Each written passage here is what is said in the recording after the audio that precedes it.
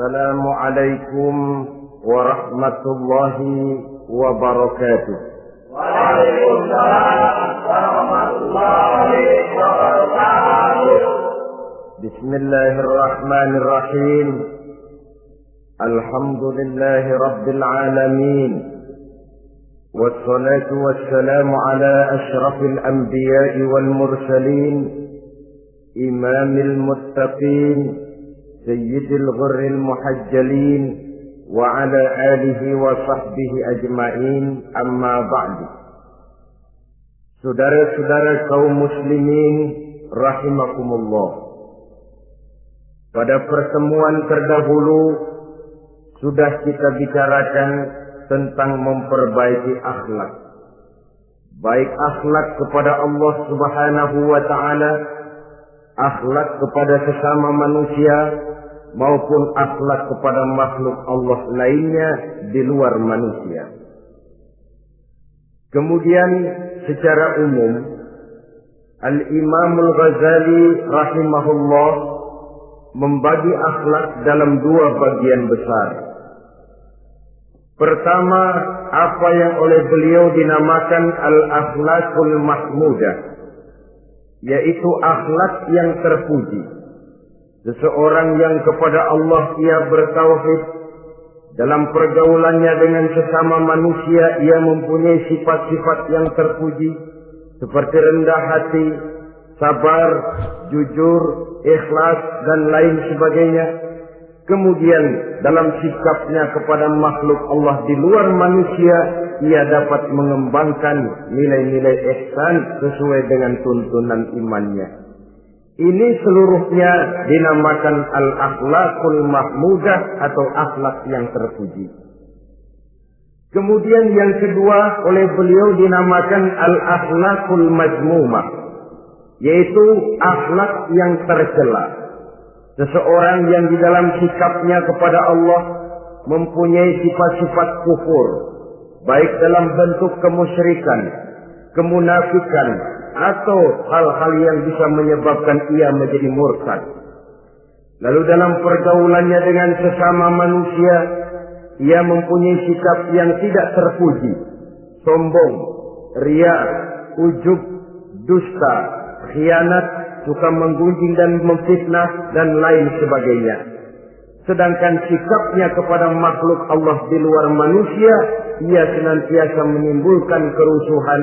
Itu seluruhnya dinamakan dengan al-akhlaqul mazmumah atau akhlak yang tercela.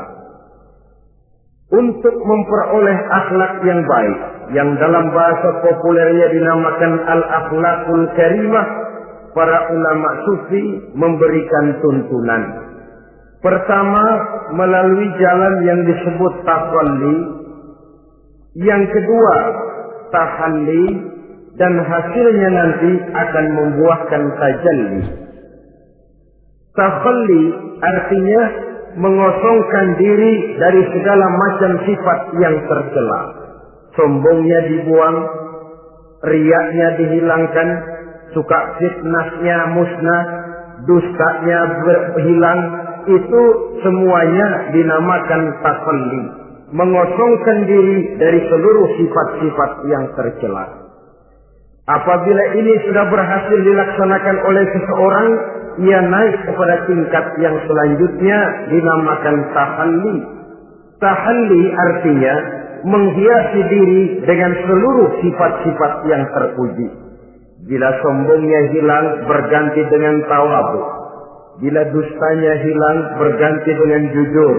Bila khianatnya hilang, dihiasi hatinya dengan amanah, dan begitu selanjutnya. Hasil daripada tahalli, menghiasi diri dengan segala sifat-sifat yang terpuji, akan mengantarkan orang untuk sampai kepada tajalli, bisa menyaksikan kebesaran Allah Subhanahu wa ta'ala. Maka pada pertemuan kali ini kita akan mulai dengan yang pertama, tahalli, mengosongkan diri dari seluruh sifat-sifat yang tercela, menjauhkan diri dari semua akhlak-akhlak yang tidak baik.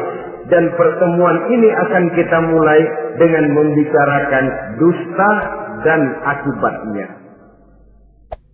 Saudara-saudara kaum muslimin rahimakumullah.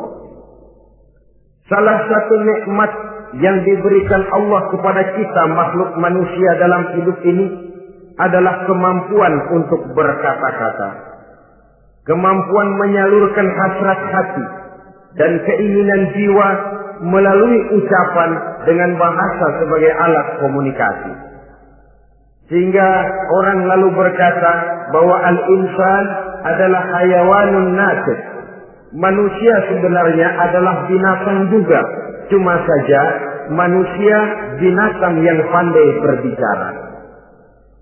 Oleh karenanya ini merupakan satu nikmat yang sangat besar yang perlu kita syukuri. Lidah bisa menempatkan seseorang pada posisi yang tinggi. Lidah juga bisa menempatkan orang pada posisi yang paling rendah.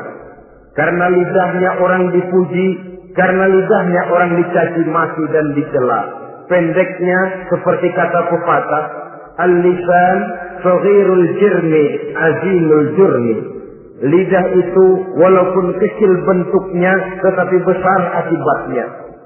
Hampir sebagian besar dari kesulitan-kesulitan yang menimpa manusia pada mulanya disebabkan oleh lidahnya. Sehingga pepatah mengatakan salamatul insan fi hifdzil lisan. Manusia akan selamat apabila dia pandai menjaga lidahnya. Seperti orang kita bilang, lidah tidak bertulang. Artinya bicara kadang-kadang demikian enak, bicara kadang-kadang demikian nikmat, tidak terasa akan membawa akibat yang tidak pernah kita perhitungkan sebelumnya. Oleh karenanya, salah satu yang menyebabkan manusia bisa turun nilai kemanusiaannya apabila dia telah mempergunakan lidahnya untuk suatu yang lazimnya kita namakan dusta.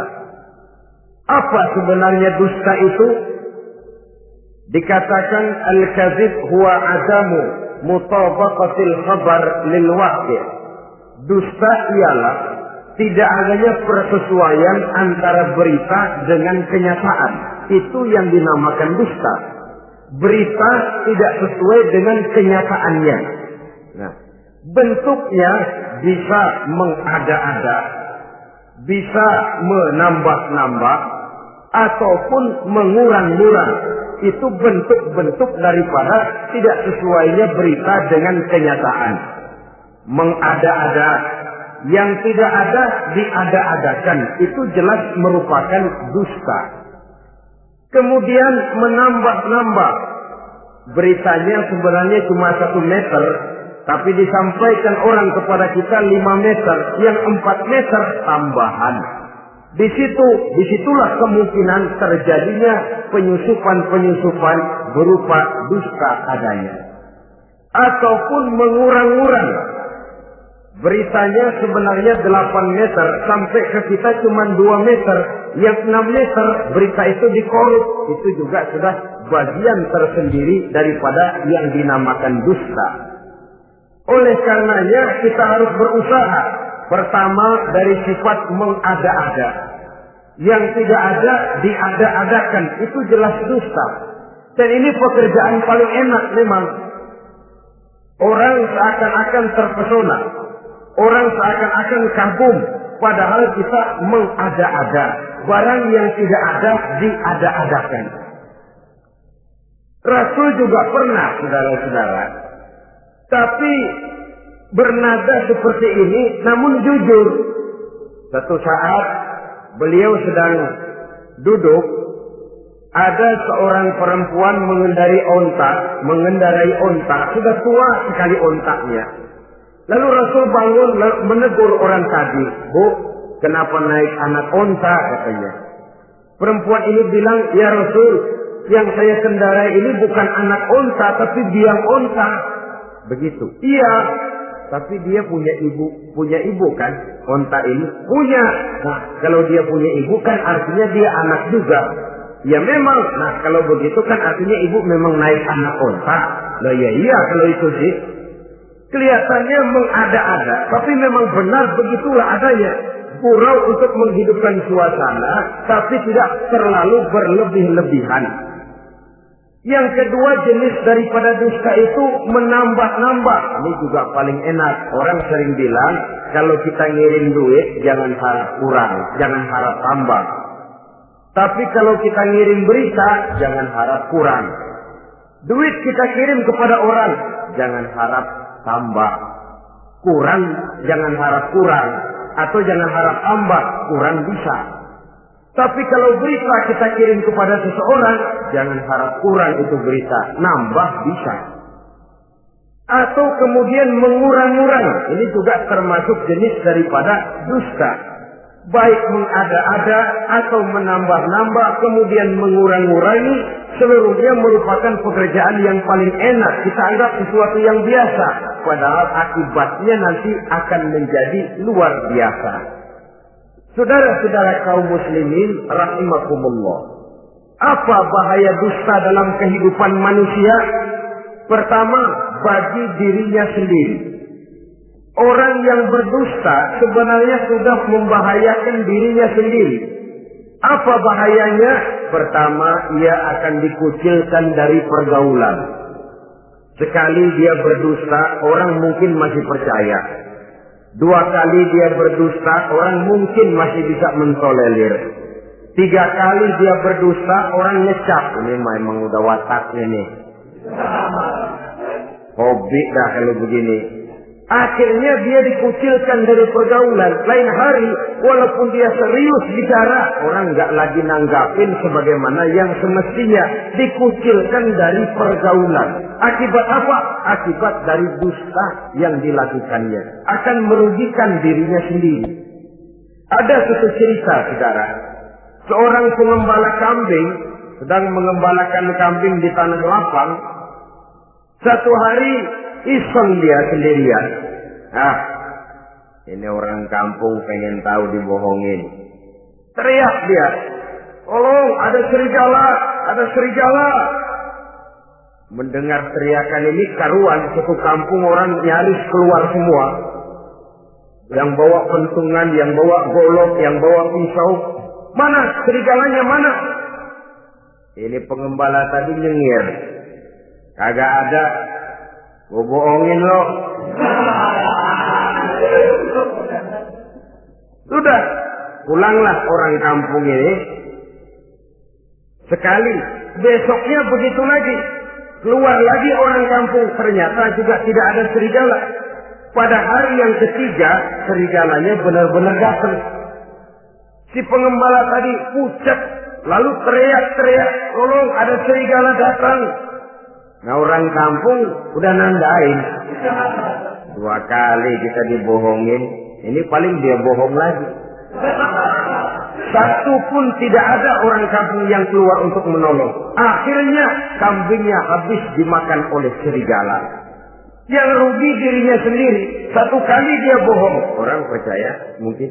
2 kali dia bohong, orang masih tolerir. 3 kali dia bohong, orang nandain. Terkucil dari pergaulan akibat daripada perbuatan dusta. Oleh karenanya saya yakin tidak seorang pun di antara kita yang suka berteman dengan seorang pendusta. Karena apa?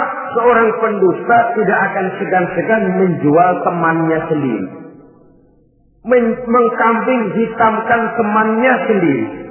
Artinya juga merusak pergaulan di dalam kehidupan ini. Penyakit yang bahaya yang kedua bagi diri orang yang berdusta itu sendiri, sifat dusta menyuburkan watak munafik. Nabi bersabda, ayatul munafiqi salatun. Tanda-tanda orang munafik itu ada 3. Tandanya, biasanya kalau tandanya ada, ya munafiknya insya Allah ada. Apa tanda orang munafik itu?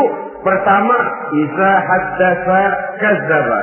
Apabila berbicara selalu bohong. Belum pernah kalau bicara tidak bohong. Bohong itu sudah jadi lalapnya. Artinya enggak sumbrah ngomong kalau enggak dicampuri bohong. Seperti kurang enak makan kalau tidak pakai lalap. Ada saja bohong yang dibuat-buatnya. Ini ciri atau tanda daripada orang-orang munafik. Apabila berbicara selalu berdusta. Satu. Yang kedua, wa iza wa'ada akhlafa. Apabila berjanji dia selalu ingkar. Selalu ingkar tanpa uzur yang dibenarkan oleh syar'i, itu termasuk ciri daripada orang-orang munafik. Karena itu kita oleh agama diajarkan jangan memastikan sesuatu. Pernah Rasulullah ditegur oleh Allah Subhanahu wa taala ketika datang orang bertanya, "Ya Rasul, Ashabul Kahfi itu sebenarnya berapa orang jumlahnya?" Ada yang bilang 5 orang, 6 dengan anjingnya. Ada yang bilang 6 orang, 7 dengan anjingnya. Ada yang bilang 8 orang, 9 dengan anjingnya. Yang benar yang mana Rasul? Rasul menjawab, besok. Jawabannya besok. Kenapa Rasul berani mengatakan jawabannya besok? Sebab beliau ngandelin. Biasanya kalau ada pertanyaan dari umat, lalu turun wahyu sebagai jawaban atas pertanyaan tadi. Sudah. Besoknya dari pagi Rasul nunggu wahyu turun. Enggak turun. Besok nunggu lagi. Enggak turun juga. Bingung. Sekali turun malah negur beliau. Wala taqulanna li syai'in inni fa'ilu dzalika ghadan illa ayyasha Allah. Kalau belum apa-apa Muhammad jangan berani ngeduluin. Besok. Semuanya hanya bisa terjadi dengan izin Allah. Illa ayyasha Allah. Oleh sebab itu harus diawali dengan insya Allah. Insya Allah besok saya pasti datang. Insya Allah ya karena kita beriman kepada Allah. Kepastian di tangan Allah. Pastinya karena kita memang berniat benar ingin datang. Kita kadang-kadang insya Allah ini jadi lalap sih. Asal dia bilang insya Allah udah tulen kagak mau dah. Besok ya, insya Allah enggak ya. Ini salah kaprahnya kita, saudara-saudara. Yang ketiga, ciri daripada orang munafik itu wa iza tumina khana. Apabila dipercaya dia selalu berkhianat. Tidak pandai menjaga amanah dalam kehidupan ini. Tidak boleh mendapat suatu kepercayaan lalu dikhianatinya kepercayaan itu. Maka jangan lupa bahwa kita diberikan lidah, kita diharuskan memelihara lidah. Dengan apa? Menjaganya daripada sifat-sifat dusta. Apabila berjanji, kita berusaha menepati. Apabila dipercaya, kita berusaha menjaga amanah. Kenapa? Mencari kepercayaan itu sulit, saudara. Tetapi memelihara kepercayaan itu jauh lebih sulit. Apalagi kalau yang bernama rahasia. Rahasia itu memang selama masih ada dalam hati. Kalau sudah kita bicarakan kepada orang lain, itu sudah bukan rahasia lagi sifatnya. Memang sih pada mulanya kita bisa ngomong. Nih gue ngomong begini nih sama lu doang nih. Lu jangan ngomong-ngomong sama yang lain ya. Nanti yang kita ajak ngomong lagi sama orang lain. Nih sama lu doang nih. Jangan ngomong-ngomong sama yang lain. Akhirnya kan terus sampai walaupun setiap kali ngomong mesti cuman malu doang nih ya. Tapi akhirnya tuh beritanya jadi merata menjalar. Kenapa? Rahasia adalah apa yang ada di dalam hati. Jikalau sudah kita bicarakan kepada orang, sudah bukan rahasia lagi namanya. Apalagi sifat manusia. Kalau dia lagi seneng sama kita, jangankan perbuatan kita yang baik, perbuatan kita yang salah pun masih dibenarkannya juga. Tapi kalau dia sudah jengkel sama kita, jangankan kita main judi, kita ngaji masih salah. Itu kalau orang sudah nggak senang itu ya begitu. Dia benci sama kita. Jangankan kita main judi, kita baca Quran masih salah. Tapi kalau dia senang sama kita, hampir matanya itu hilang dari penilaian-penilaian yang objektif. Oleh karenanya sifat dusta menyuburkan sifat kemunafikan di dalam diri seseorang. Yang diantara tandanya tadi, iza haddasa kadzaba. Apabila berbicara, ia selalu berdusta. Kemudian bahaya yang ketiga, orang yang selalu berdusta jauh dari ketenangan. Sebab apa?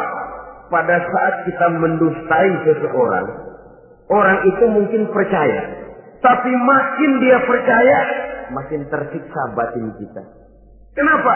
Hati kita sendiri ngomong, lu percaya kok gue bohongin? Kita sendiri tahu bahwa kita bohong.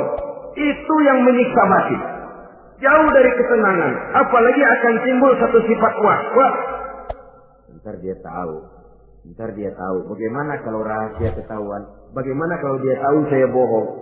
Ini akan menyebabkan seseorang jauh dari ketenangan hidup. Makin rajin dia berdusta, makin tersiksa jiwanya. Lain kalau hatinya sudah mati. Dusta memang sudah jadi profesinya, kebiasaannya. Tidak merasa menyesal, tidak merasa berbuat salah. Dusta itu sudah jadi hobi. Sehingga enak saja. Hati sudah jadi mati kalau sudah begitu. Dan sepanjang hati sudah jadi mati, itulah yang paling kita khawatirkan. Artinya nilai kita adalah bangkai berjalan dalam pandangan Allah Subhanahu wa ta'ala. Saudara-saudara kaum muslimin rahimakumullah. Oleh karenanya membahayakan diri sendiri dusta itu. Yang kedua, berbahaya bagi masyarakat banyak. Tentu saja apabila status sosial kita tinggi, makin luas akibat daripada kedustaan kita. Seorang kepala rumah tangga yang berdusta, seluruh keluarganya jadi rugi. Seorang kepala kampung yang berdusta, rakyat sekampungnya rugi. Seorang gubernur berdusta, rakyat satu provinsi rugi. Seorang pemimpin negara berdusta, rakyat satu negara rugi. Makin tinggi status sosial, makin besar akibat daripada suatu dusta. Oleh karenanya, menimbulkan keresahan di tengah masyarakat. Masyarakat itu apa? Dimulai dari masyarakat yang paling kecil, rumah tangga. Kalau satu rumah tangga sudah diwarnai oleh sesuatu yang bernama dusta, maka ketenangan, ketentraman, kebahagiaan rasanya akan sulit terwujud di dalam rumah tangga itu sendiri.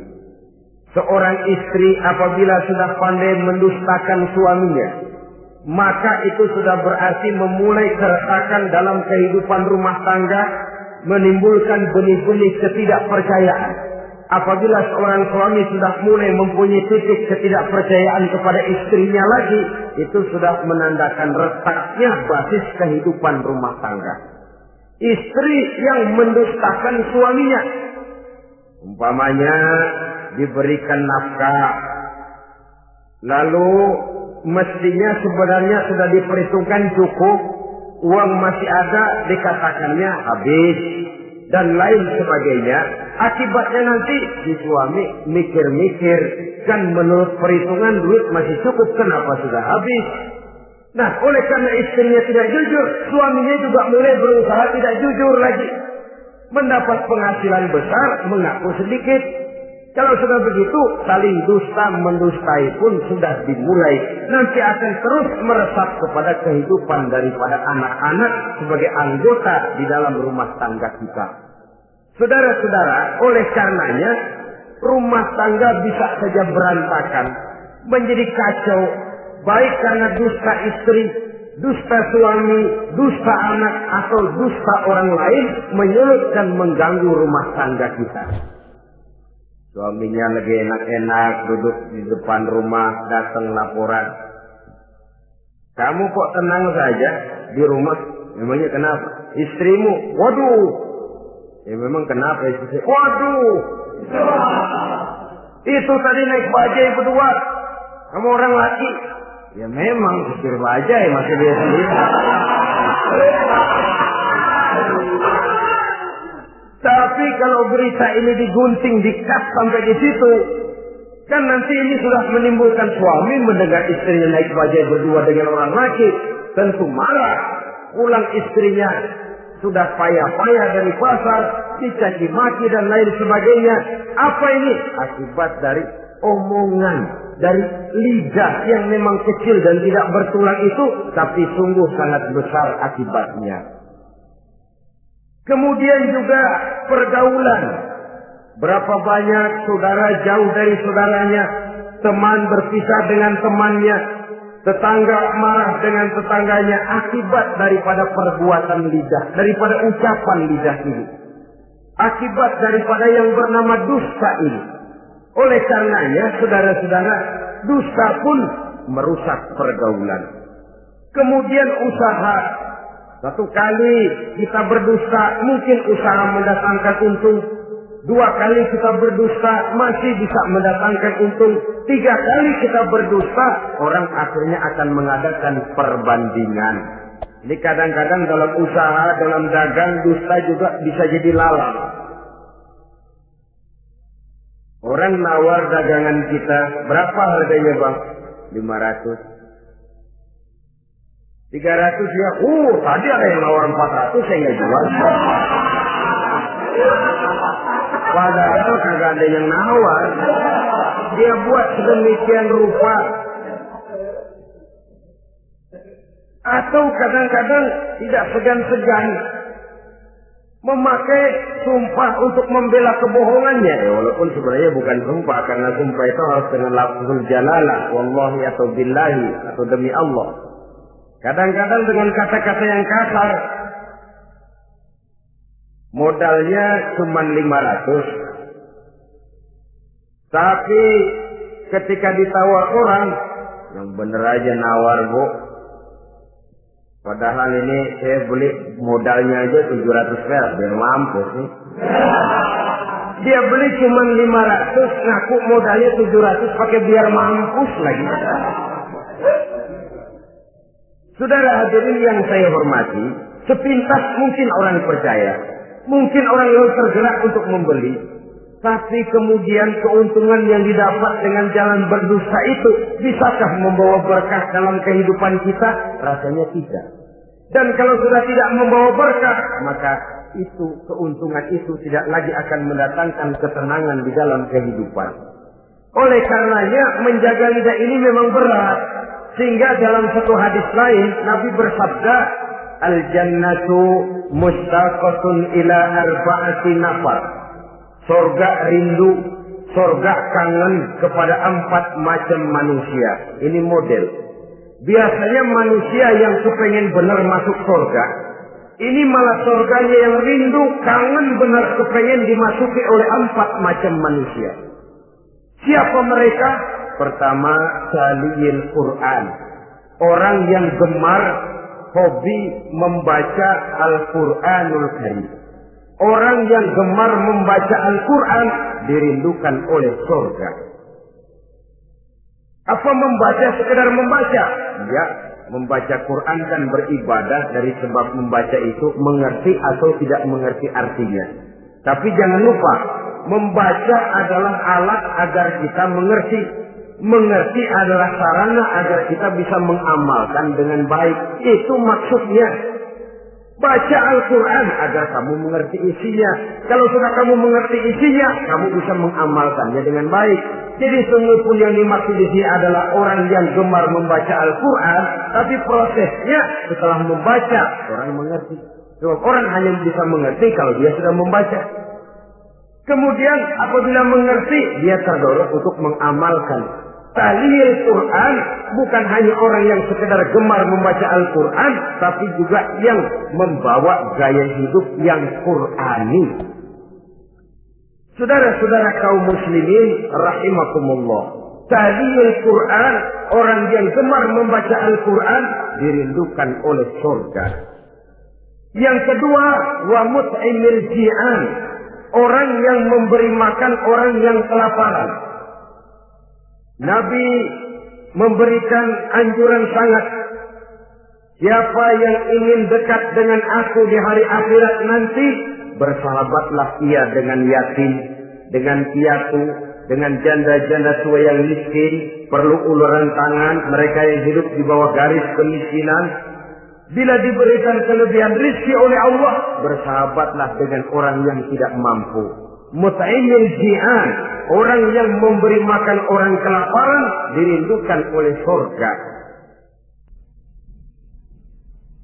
Saudara-saudara kaum muslimin rahimakumullah, demikian besar perhatian Islam terhadap kepekaan sosial, terhadap kesetiakawanan sosial ini, sampai dalam ayat Al-Quran dijelaskan oleh Allah Subhanahu wa taala, "Ara'aita allazi yukadzibu bid-din, fadzalika allazi yad'u al-yatim wa la yahuddu 'ala ta'amil miskin." Tahukah kamu, kata Allah, siapa orang-orang yang mendustakan agama, beragama tapi dianggap mendustakan agama? Kalau sudah dianggap mendustakan agama, artinya imannya dusta, dia sholatnya dusta, dia puasanya dusta. Siapa mereka itu? Fadzalikal ladzi yad'ul yatim.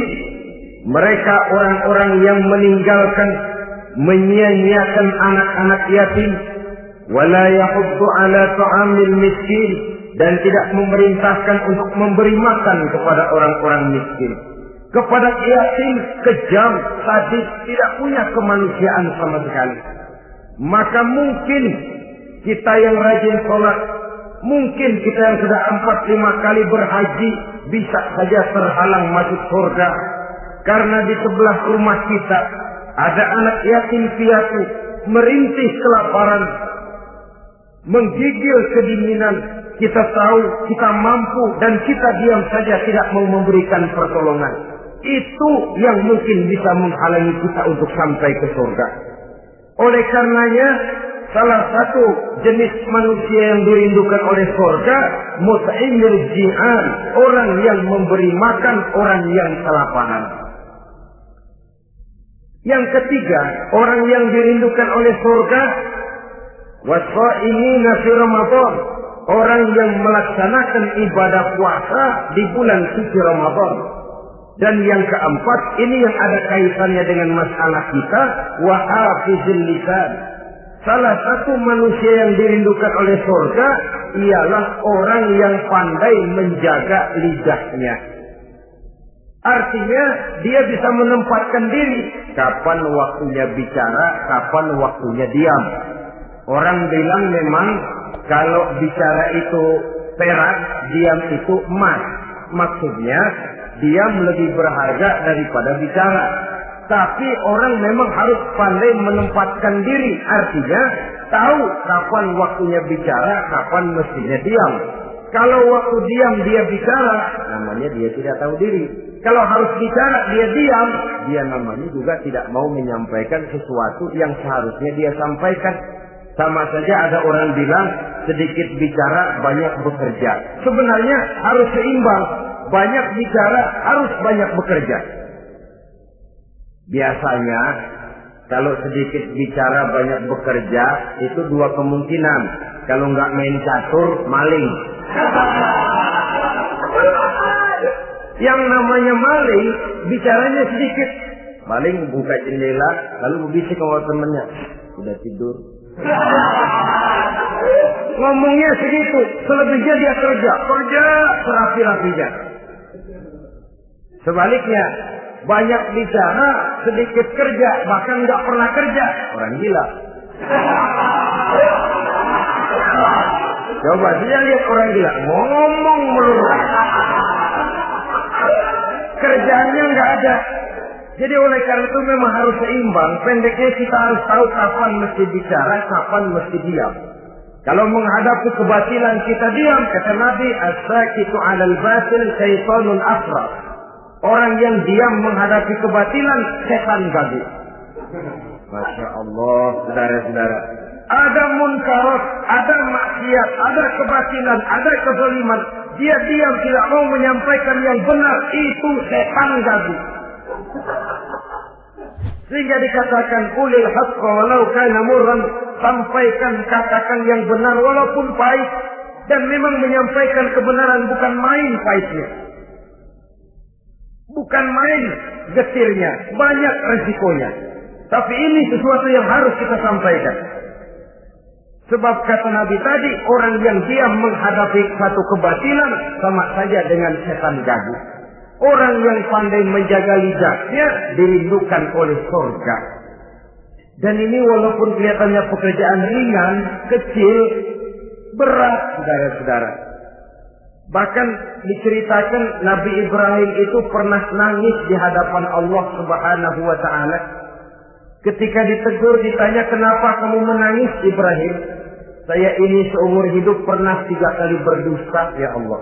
Bagaimana saya tidak bingung mempertanggungjawabkan ini di hadapanmu? Nabi Ibrahim seumur hidup 3 kali bohong, bingung, nangis.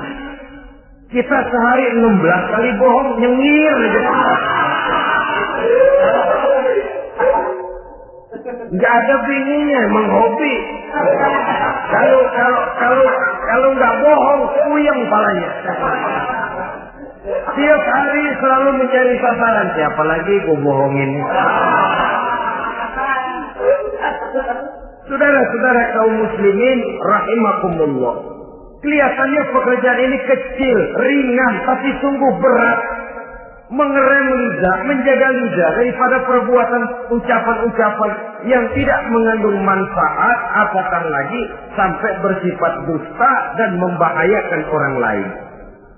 Oleh karenanya, dusta ini, kalau dalam agama, berdusta dalam agama, biasanya munafik. Mulutnya beragama, tapi hatinya kafir. Jelas itu munafik. Itu dusta juga. Dusta yang membawa kita kepada dosa kelas kasar. Ya kalau kita mendustai teman, memang dosa. Dosa yang nilainya tidak sebesar kalau kita mendustai agama. Tapi sungguh pun demikian, dosa kecil-kecil juga kalau ditumpuk banyak juga. Padahal kata Imam Ghazali, hati itu seperti kaca. Dosa itu debu yang nempel di kaca. Kalau debu-debu itu terus numpuk, kita malas ngelapnya, malas ngebersihinnya. Jadi satu berkarat di kaca, susah banget ngebersihinnya. Coba kaca kalau udah karatan, pakai silet kita gosok, setengah mati. Begitu juga perbuatan dosa. Kalau kita senang dusta, biarinlah dosa kecil. Bohong lagi, bohong lagi, bohong lagi. Numpuk berkarat di hati itu dosa. Nah hati itu kalau sudah dilingkungi oleh karat, nur, cahaya kebenaran itu sulit untuk masuk. Karena dia sering berdusta, orang lain dianggap sama juga sama dirinya. Ini silakan. Oleh karenanya timbul sifat menyamakan orang lain dengan keadaannya sendiri. Dikala itu hati yang sudah penuh dengan noda-noda dosa itu sudah berkarat sehingga sulit untuk dibersihkan lagi. Itu sebabnya Nabi berpesan, ittaqillaha haitsu ma kunta wa atbi'is sayyi'atal hasanata tamhuha wa khaliqin nasa bi khuluqin hasan. Bertakwalah kamu kepada Allah dimanapun saja kamu berada. Bertakwa dimanapun saja kamu berada. Di pasar takwa kita, di kantor takwa kita, di masjid takwa kita, di rumah tangga bertakwa kepada Allah dimanapun saja kamu berada. Kita sih kadang-kadang takwa juga, cuman musiman. Takwa kita pakai tempat. Asal lagi duduk di masjid, dengerin pengajian, dengar kiai pidato, manggu takwa bener. Keluar dari masjid, teler aja lagi.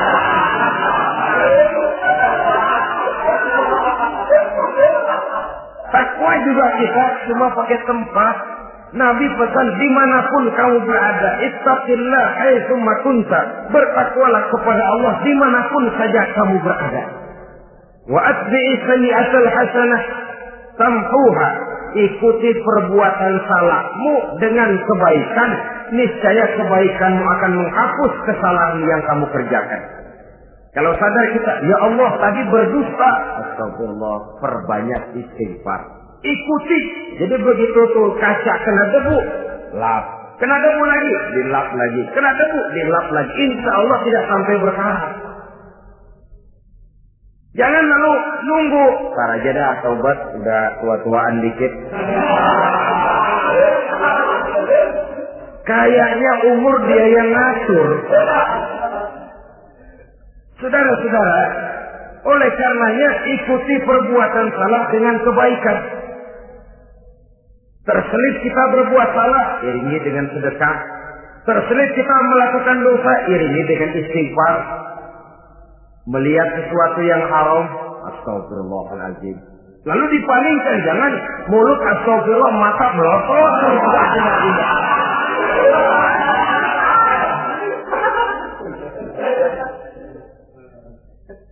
Wa khaliqin nasa bi khuluqin hasani, dan bergaulah dengan manusia mempergunakan akhlak yang baik. Ini pesan daripada Rasulullah sallallahu alaihi wasallam.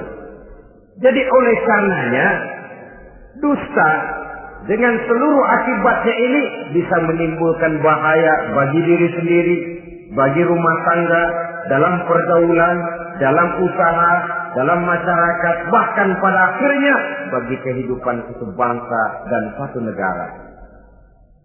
Lidah yang kecil tapi besar akibatnya bisa menyengsarakan manusia atau menempatkan manusia dalam satu posisi yang tinggi.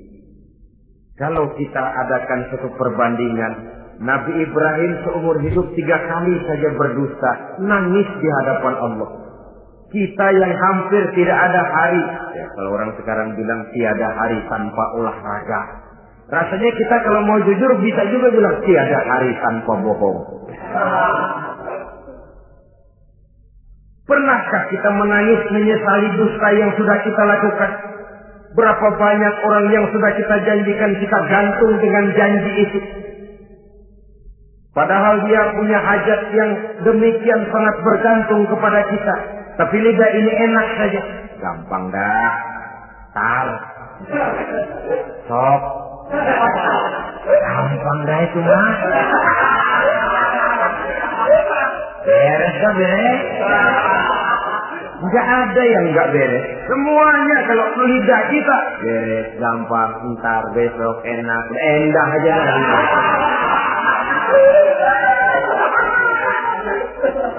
Habis orang kita gantung dengan harapan. Padahal kita tidak bermaksud memberikan harapan itu. Sementara kita melangkah melenggang dengan senyum, sedang orang lain menggerutu. Saudara-saudara kaum muslimin rahimakumullah, ini pada gilirannya akan kembali penyakitnya kepada diri kita juga. Menyuburkan watak munafik, mengucilkan kita dari dalam pergaulan, dan menjauhkan kita daripada ketenangan hidup. Karenanya dusta memang berbahaya.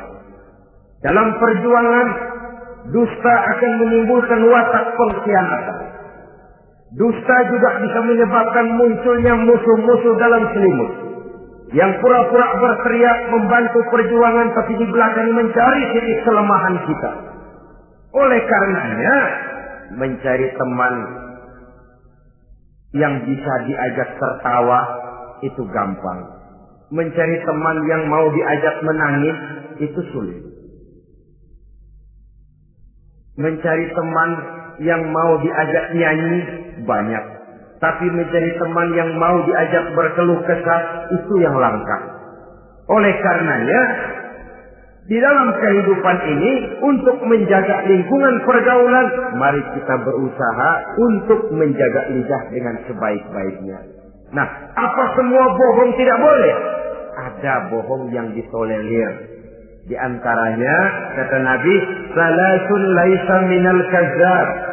Ada 3 macam bohong yang tidak dianggap bohong. Bohong tapi tidak dianggap bohong. Dusta tapi tidak berdosa.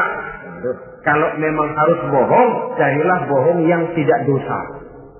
Bahkan insya Allah ada pahalanya kalau kita ikhlas. Apa itu? Pertama, hadisul rajulu limar'atihi au hadisul mar'atu li zawjiha.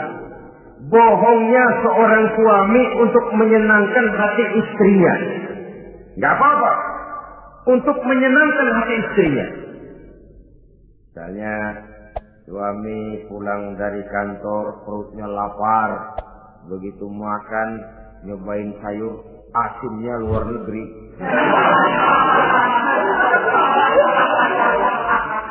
Baru dicobain sedikit, suaminya udah celam-celam, melotot matanya.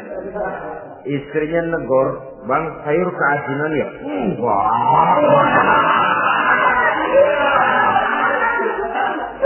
Soal keasinan bagus. Cuma tadi di kantor saya sudah diajak makan oleh teman, jadi masih kenyang. Simpan saja lah, nanti sore kita baru makan. Lapar, kesel, jongkok, tapi karena mau menyenangkan istri.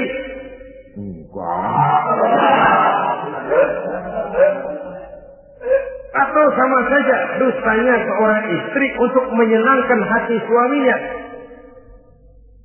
Bisa saja itu terjadi. Suaminya beli sendal buat istri. Mahal, padahal murah, kena mahal.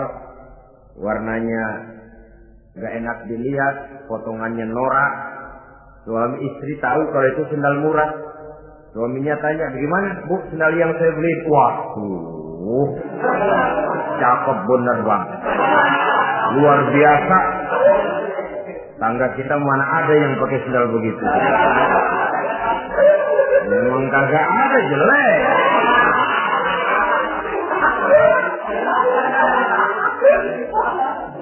Tapi kalau waktu itu istrinya jujur, malah akan bisa menimbulkan keretakan. Bohong seperti ini termasuk bohong yang bisa ditolerir untuk menyenangkan hati istrinya atau untuk menyenangkan hati suaminya. Tapi lalu jangan dieksploitir. Jangan dieksploitir dalam arti untuk menutupi untuk menutupi perbuatan salahnya lalu berdusta. Menutupi perbuatan salahnya, itu yang tidak boleh. Sebab bagaimanapun ditutupi, perbuatan salah toh akhirnya akan naik juga ke permukaan.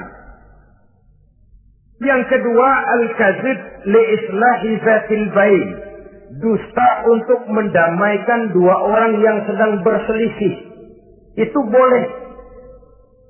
Malah Raja Iblis, kalau ada dua orang yang sedang berselisih, marahan kita jadi tukang sulut, tukang ngipasin. Datang ke sana ngipasin, datang kemari ngipasin. Tidak mendamaikan. A marah sama B. Datang kita sama A katanya kamu marahan sama B. Ya itu B kurang aja. Enggak begitu. Saya kemarin ketemu di si B, dia bilang kangen sama sampean, pengen ngobrol sama-sama. Padahal B enggak pernah ngomong apa-apa. Dia bohong, dia olah sedemikian rupa supaya orang yang berselisih jadi damai. Itu bohong yang berpahala malah. Yang ketiga, bohong untuk menyelamatkan jiwa seseorang. Itu boleh. Ada orang mau membunuh, PKI nyari ustadz. Nah, kamu tahu rumahnya Ustadz Ano? Kamu tahu? Tahu pak? Di mana? Bapak mau apa? Mau saya bunuh dia, kurang ajar. Oh, orangnya nggak ada pak. Mana?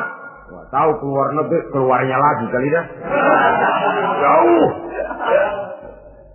Padahal orangnya ada di dalam, tapi dia berdusta untuk menyelamatkan jiwa orang yang sedang terancam.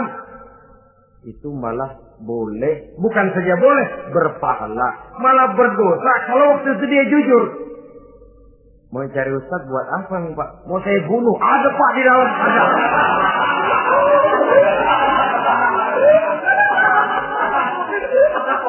Sentimen, kalau perlu saya bantuin pak ada.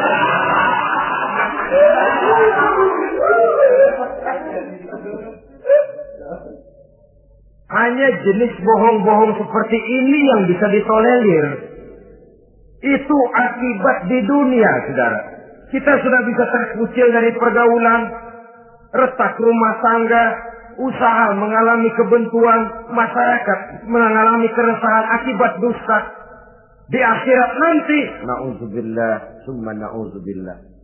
Kita baca dalam riwayat Mi'raj, Rasul melihat orang yang lidahnya menyengser ke tanah, digunting, putus, bersambung lagi, digunting lagi, putus lagi, bersambung lagi. Kadang dituangi dengan coran api neraka. Na'udzubillah, coran neraka. Kita nginjak puntung aja lompat. Ini mulutnya dituangi dengan coran dari neraka. Innalillahi wa inna ilaihi raji'un. Iya, tapi kalau dituangi coran begitu dari neraka kan terus mati sekaligus. Iya, kalau terus mati lumayan. Neraka itu kata Quran, kullama nadijat juluduhum baddalnahum juludan ghairaha liyazuqul azab. Tiap kali hancur kulitnya, kami buatkan kulit yang baru. Diazab lagi, hancur lagi, dibuatkan lagi. Untuk apa begitu? Liyazuqul azab, biar dia rasain. Kalau sekali kemplang mati mah enak. Pokoknya diazab di neraka, digejrot, mati, selesai. Lumayan. Ini nggak ada matinya. Penyet, bangun lagi, kemplang lagi, persis dalam cemen.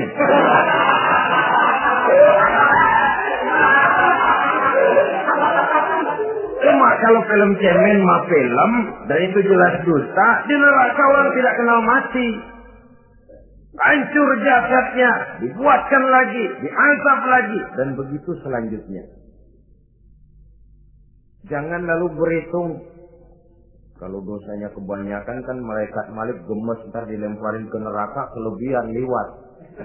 Jadi nggak mampir di neraka. Ya nggak mungkin, saudara-saudara. Tiap kali hancur kulitnya diganti dengan kulit yang baru. Untuk apa itu? Liyazuqul azab. Biar dia rasakan benar azab itu. Allahu Akbar. Sudah di dunia dia mendapat akibat yang sedemikian rupa dan punya akibat buat yang lain. Di akhirat nanti dia akan menanggung azab. Apalagi kalau dustanya sampai membuka aib saudaranya sendiri. Dusta untuk menelanjangi orang lain. Logikanya saja, kalau ada teman kita atau aurat kita terbuka, kita harus menutup. Muslim dengan muslim seperti satu badan. Bila yang satu sakit, yang lain ikut merasa sakit. Bila yang satu tercela, yang lain ikut merasa tercela. Dikala itu, kita harus justru menutupi aib orang lain. Malahan Nabi mengatakan, siapa yang menutupi aib saudaranya di dunia ini, saudaranya muslim, Allah akan menutupi aibnya di akhirat nanti. Kita kadang-kadang bukan nutupin sih, malah ngorek-ngorek. Kadang-kadang nggak tahu aja belah nggak tahu. Ya, gue dengar anak. Banyakan dia nipasinnya. Saudara-saudara kaum muslimin rahimakumullah. Begitu lidah yang suka berdusta digunting dari gunting api neraka, terpotong dibulatkan lagi, terpotong dibuatkan lagi, tidak henti-hentinya sampai kepada hari akhirat nanti. Karena itu berlindung kita kepada Allah. Jangan sampai diberikan lidah yang gemar berdusta. Tapi lidah yang gemar mengatakan yang benar walaupun terasa pahit. Mengucapkan kebenaran itu besar resikonya. Panjang jalannya, banyak akibatnya. Mencegah kemunkaran besar resikonya. Tapi itu harus kita lakukan. Setidaknya mencegah kemunkaran. Rasulullah sallallahu alaihi wasallam dalam satu hadis menyatakan iyyakum wal kadhiba fa innal kadhiba yahdi ilal fujuri wal fujuru yahdi ilal nar. Hati-hatilah kamu daripada sifat dusta, sebab sesungguhnya dusta membawa kepada perbuatan durjana dan perbuatan durjana menggiring orang kepada neraka. Mula-mula memang ucapan, dari ucapan orang melangkah kepada perbuatan, dan perbuatan itulah yang akan jadi penilaian Allah. Jikalau baik, dia akan menyebabkan kita ke surga. Jikalau tidak baik, perbuatan kita jugalah yang akan menjerumuskan kita ke dalam neraka. Dimulai dari suka berdusta. Akibat lidahnya gemar berdusta, perbuatannya pun merupakan perbuatan dusta. Suka pura-pura, mental munafik. Artinya hilang sifat kejujuran dalam dirinya. Apabila ini sudah melembaga dalam kehidupan seseorang, sulit dia melepaskan diri dari cengkraman dusta itu sendiri. Untuk jangka pendek di dunia ini maupun jangka panjang di akhirat nanti, dusta hanya akan membawa malapetaka bagi diri yang bersangkutan dan juga bagi orang lain. Benar kalau tadi pepatah mengatakan salamatul insan fi hifdzil lisan. Bahkan ada yang bilang kalau lidah lukai hati, kalau pedang lukai tubuh, masihkan ada harapan sembuh. Kalau lidah lukai hati, kemana obat hendak dicari? Kita tampar orang dengan tangan 2-3 hari, 2-3 jam bahkan sudah hilang bekas tamparan itu. Tapi kita tampar orang dengan lidah, dengan ucapan, seumur hidup dia akan tetap ingat. Kita bohongi orang, kapan ketemu dia ingat nih, dia nih. Ini yang kerjanya bohongin melulu. Gimana aja ada bohongnya. Kalau sudah dicap sebagai pendusta, kita memang nggak tahu, tapi tiap kita jalan orang iringi perjalanan kita. Pembohong, pembohong. Saudara, masyarakat ini punya hukum yang tidak tertulis, tapi lebih kuat dan lebih kejam daripada hukum yang tertulis.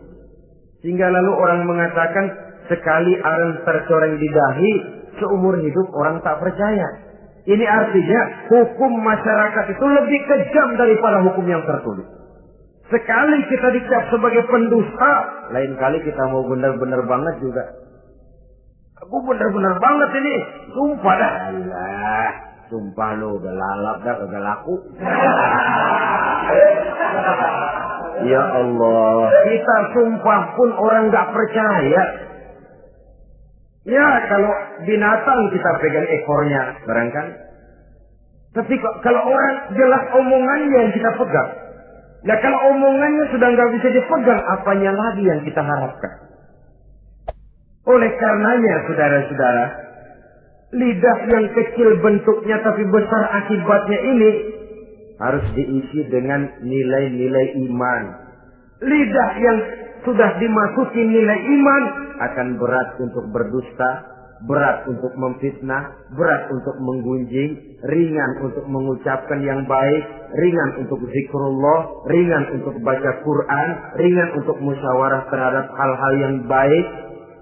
Lidah yang ada imannya, aduh berat saja kalau sudah memfitnah orang, berat kalau harus menggunjing orang. Tapi lidah yang belum ada imannya, nyelonong saja. Licin kalau diajak fitnah, licin kalau diajak ngata-ngatain orang, licin kalau diajak mengadu domba orang lain. Dan ini akan berakibat nantinya timbulnya keretakan, keresahan sejak dari pribadi, rumah tangga, masyarakat luas. Akibat apa? Dusta. Dari sekian dusta yang paling kita khawatirkan adalah kalau kita sampai dicap oleh Allah sebagai pendusta agama.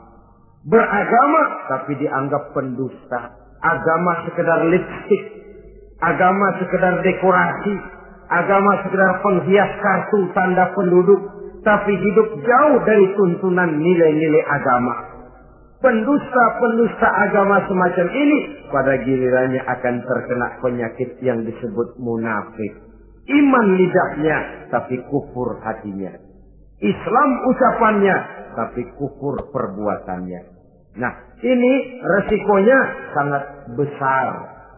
Adapun dusta-dusta kepada orang lain, dosa ya dosa, tapi dosa yang mudah untuk bertobat. Kalau saya katakan mudah untuk bertobat, saya bukan merangsang kita untuk berdusta, bukan. Tetapi jangan lupa seperti saya katakan tadi, bagaimanapun ringannya suatu dosa, kalau ditumpuk dan ditumpuk, dia akan berurat, berakar dan berkarat di hati kita. Dan bukankah hati itu merupakan cerminan dari seluruh panca indera?